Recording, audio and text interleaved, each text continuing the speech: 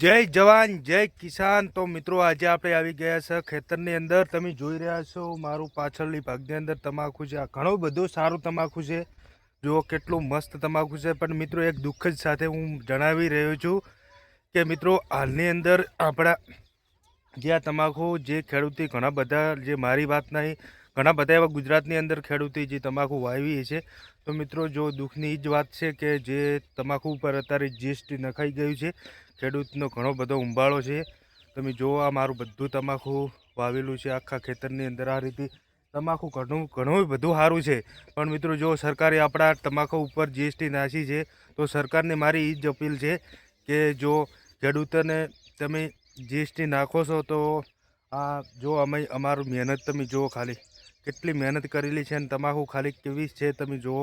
એટલી મસ્ત તમાકુ, જેટલું ખાતર નાખેલું છે આની અંદર, તો ખેડૂત મિત્રો તમે જો કે આ તમાકુ જે વાવેલી છે આની અંદર જીએસટીની નાખી દીધું છે। આખા તમાકુ ઉપર જીએસટી ચાલુ કરી નાખી છે। જો તમાકુ જો એક નંબર તમાકુ છે, હું બતાવી રહ્યો છું। આ જો આનું બનતું જો કેટલું મસ્ત પત્તું છે। જો બધી ખરેખર આટલી 5 વીઘા અમારી તમાકુ છે, પણ સરકારી આની ઉપર જીએસટી ફૂલ લાગુ કરી દીધી છે અત્યારે હાલની અંદર ગણવા જતો।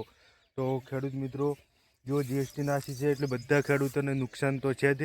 જો હું બતાવી રહ્યો છું તમાકુ કે સરકારની મારી અપીલ છે કે જીએસટી હટાવી નાખો। હવે ઘણો ટાઈમ બાકી નહીં રહ્યો અમારે તમાકુ પાકવાની અંદર, ઘણો ટાઈમ છે નહીં।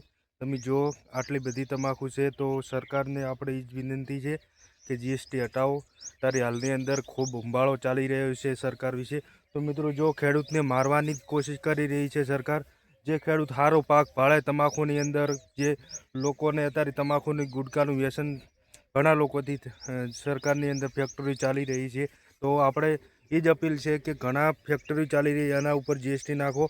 જો આ તમાકુ ઉપર ખેડૂતો ઉપર શુક્ર જીએસટી નાખો છો, ખેડૂતો તો બાપરા મરી જશે તમે જીએસટી નાખી રહ્યા છે। તો આ જો આખા ખેતરની અંદર એ ટાઈપ તમાકુ છે, હું જો બતાવી રહ્યો છું તમને તમાકુ। મિત્રો અમારી તમાકુ તમે જોઈ રહ્યા છો, જો કેટલું દળ આવી ગયું છે ને તમાકુ કેવું છે।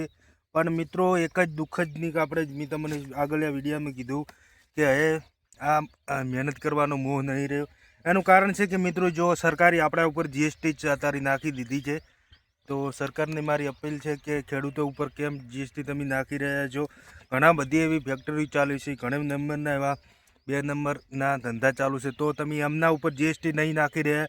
જે ખેડૂતની જે આ તમે જુઓ પાછળની ભાગની અંદર જે ખેડૂતની મહેનત કેટલી કરેલી છે, તમે ખાલી જુઓ કે ખેડૂતી રાત દિવસ ચારાવાળી અને જે મહેનત કરી છે। આ છોડ ખાલી પાકવાની અંદર કેટલો ટાઈમ લાગે છે, જે તમાકુની અંદર પકવા હોય ને તો એ તો અમે જાણીએ છીએ કે આ ખાલી એમને એમ થતું નહીં કે આ ખાલી કે 5 મિનિટનું કામ હોય ને આ મહિનાની અંદર તૈયાર થઈ જાય છે। આ રી મહેનત કરવા માટે કમસે કમ 90 દિવસથી થાય છે। જો આ ખાલી એમને એમ વાતો કરે નહીં થતી, તમારે તો ખાલી બોલવાનું જ રહે છે કે ફટાફટ જીએસટી નાખવાનું જ।